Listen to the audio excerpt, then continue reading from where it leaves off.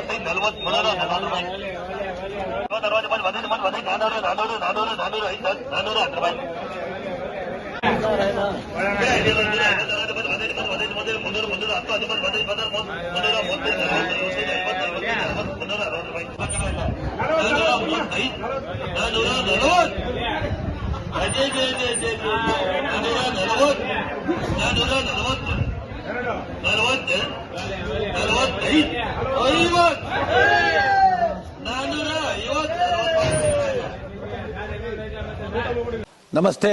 ಎಲ್ಲ ನನ್ನ ಪ್ರೀತಿಯ ಕನ್ನಡಾಭಿಮಾನಿಗಳಿಗೆ, ಕಲಾಭಿಮಾನಿಗಳಿಗೆ ನಿಮ್ಮ ಪ್ರೀತಿಯ ಶಿವಾರ ಉಮೇಶ್ ಮಾಡೋ ನಮಸ್ಕಾರಗಳು.